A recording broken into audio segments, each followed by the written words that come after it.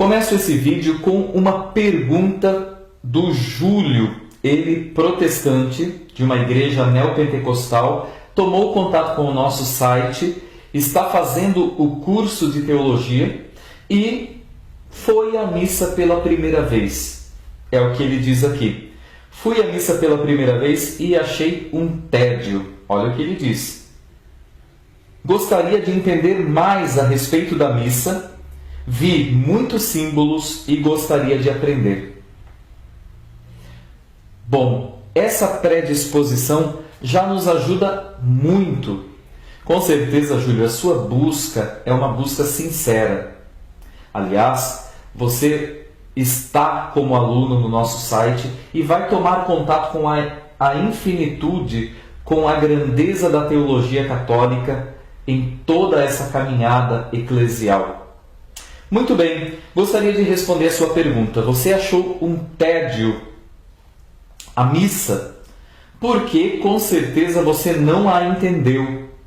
Você vem de um neopentecostalismo e isso é muito comum, sobretudo adequar a religiosidade a uma marca daquilo que eu quero para mim. Eu não senti, eu não me arrepiei, eu não fiquei emocionado. Bom, é o que as pessoas vêm e falam. Eu quero uma igreja do meu tamanho. Eu quero um culto do meu tamanho, do meu gosto. Eis a diferença. Vamos lá. O sacrifício da missa, o santo sacrifício da missa, que é a oferta de Jesus ao Pai, a entrega de Jesus ao Pai no Espírito, é diferente desses cultos, dessas manifestações neopentecostais. Por quê? A Santa Missa é para Deus. O culto neopentecostal é o que a gente vê, pelo menos na maioria deles. A expressão da religiosidade pós-moderna é um antropocentrismo, é um egocentrismo absurdo. O homem está no centro do culto e não Deus. E nesse sentido é muito prejudicial. Porque o culto é ofertado, o culto é celebrado a Deus. É adoração a Deus. A Santa Missa não é para o homem, é para Deus. E, consequentemente, abençoa, restaura, salva o homem. O que a gente vê numa marca de uma expressão de religiosidade pós-moderna? O homem é o centro, o homem deve buscar aquilo que ele quer. É o mercantilismo da fé. Vai buscar aquilo que me faz arrepiar, aquilo que me faz bem, aquilo que é agradável aos meus ouvidos, sem o comprometimento e a radicalidade. E nesse sentido, a missa, a única ceia, o único sacrifício foi feito, celebrado, presidido por nosso Senhor Jesus Cristo de uma vez por todas no cenáculo em Jerusalém. A Igreja, Sacramento da Salvação para os povos, atualiza aquela única ceia, aquela única missa, aquele único sacrifício do Calvário. A missa é para Deus e, consequentemente, toca o homem. É o sacramento que salva, que perpetua a ação salvífica de Jesus na história. Ponto. Não é para agradar aos ouvidos, é para transformar o coração. É para converter o coração.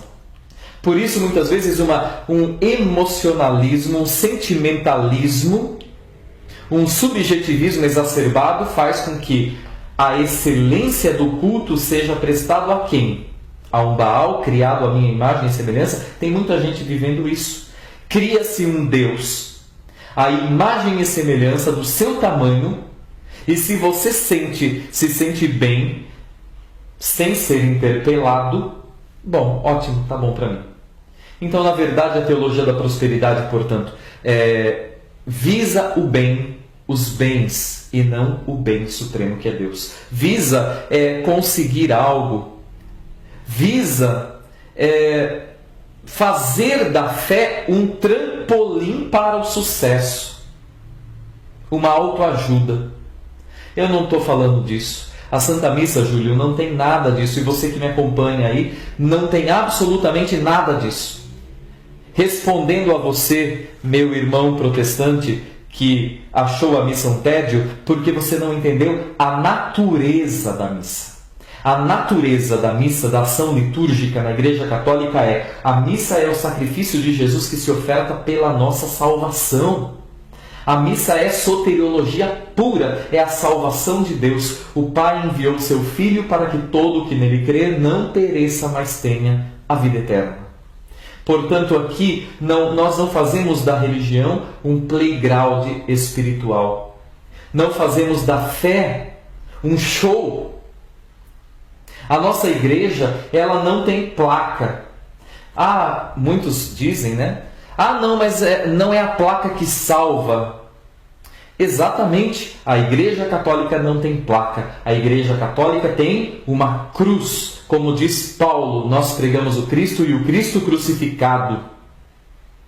E esse Cristo se entregou na missa do Calvário, de uma vez por todas. Por isso, olha o que diz São João Maria Vianney Cura d'Ars. O Filho de Deus, homem de dores, pendente na cruz, no patíbulo, entrega-se a si mesmo. É isso é a missa. É inegável que o homem, como criatura,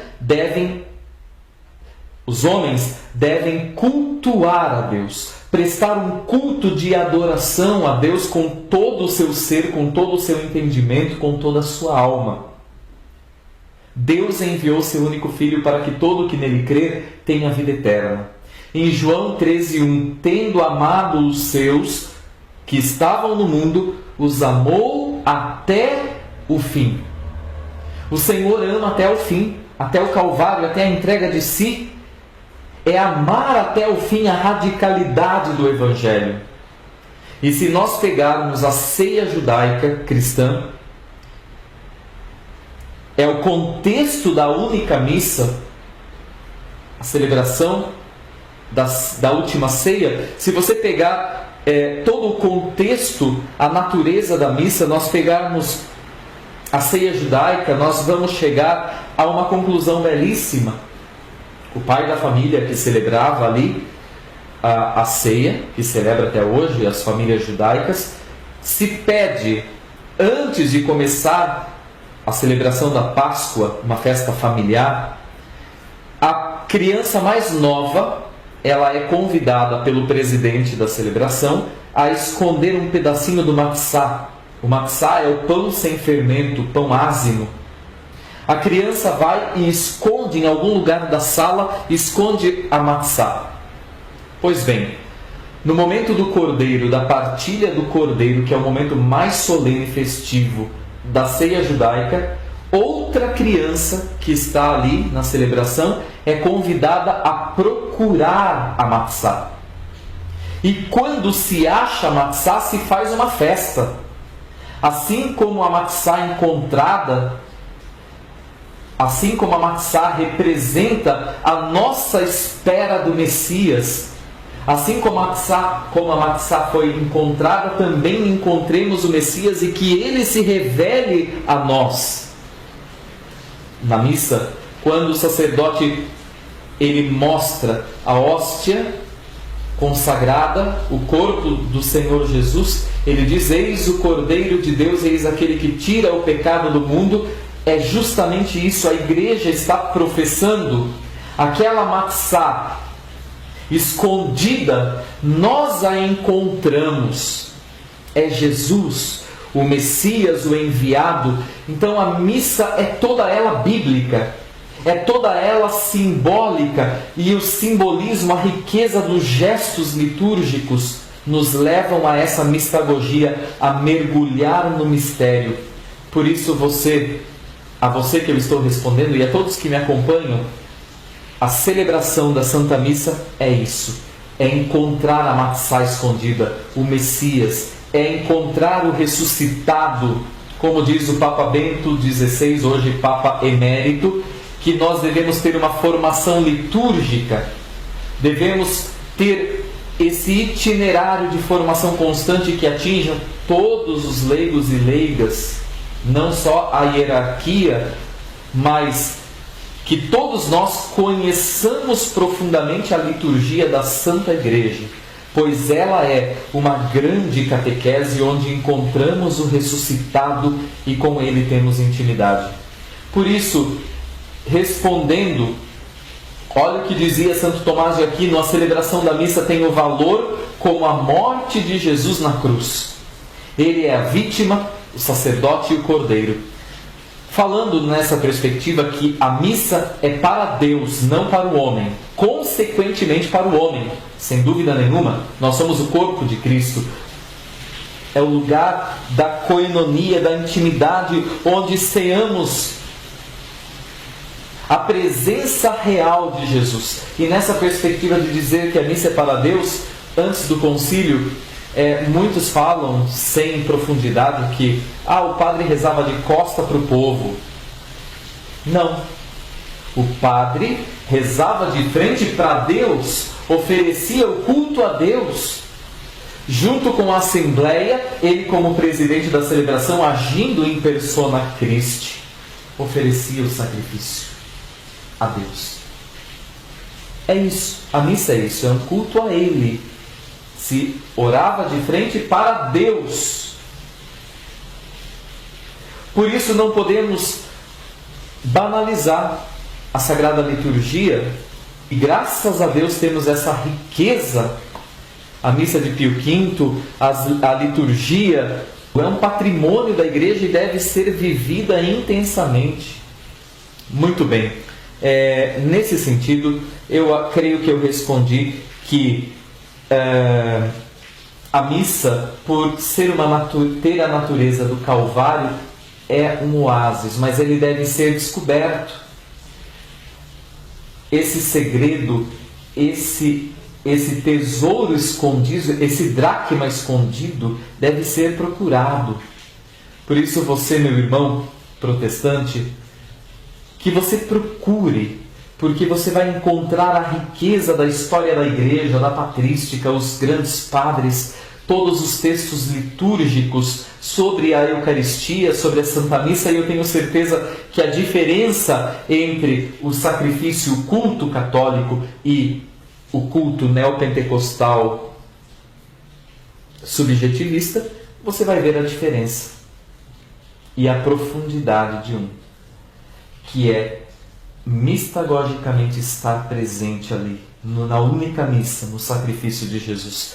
Por isso nós não podemos relativizar e nem equiparar de maneira alguma, pois na quinta-feira da paixão o Senhor tomou o pão, tomou o cálice e, como diz a radicalidade eucarística, João capítulo 6, isto é o Senhor dizendo: o meu corpo, a minha carne é verdadeiramente comida, o meu sangue é verdadeiramente bebida. É a radicalidade, a transubstanciação que é dogma da fé católica, pois no sacramento da Eucaristia Jesus está realmente, verdadeiramente presente.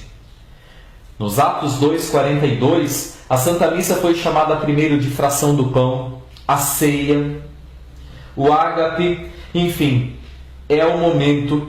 E a liturgia vai se desenvolvendo até o século IV, a liturgia eucarística, as partes fixas da liturgia. Por isso, você que se sentiu entediado na missa, você tem que entender que aquilo é patrimônio da Igreja.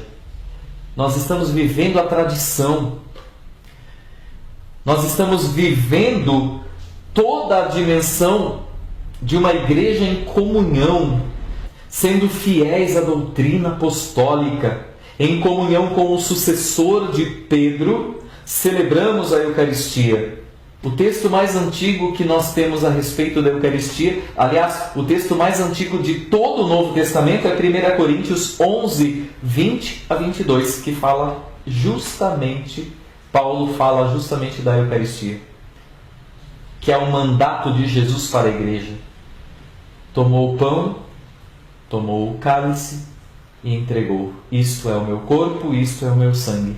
Fazei isto em memória de mim. Que na Santa Missa possamos descobrir o céu que experimentamos quando participamos da Santa Missa. Eis a diferença, meu irmão, minha irmã que nos acompanha.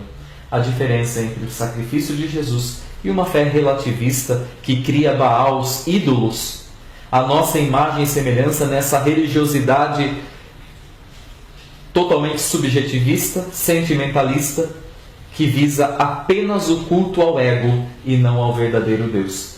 Que vivamos a missa, o sacrifício de Jesus, amemos a missa, e como o sacerdote diz, que o meu e o vosso sacrifício sejam aceitos por Deus Pai Todo-Poderoso, isto é, o sacrifício de Jesus unido ao meu sacrifício cotidiano em busca da santidade, na luta contra o pecado, unindo o sacrifício de Jesus ao meu sacrifício, a minha vida seja uma oferta ao Senhor.